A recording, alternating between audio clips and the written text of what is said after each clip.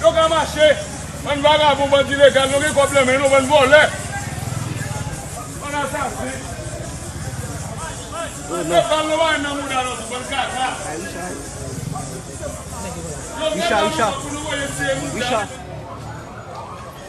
Isha se mostrar você.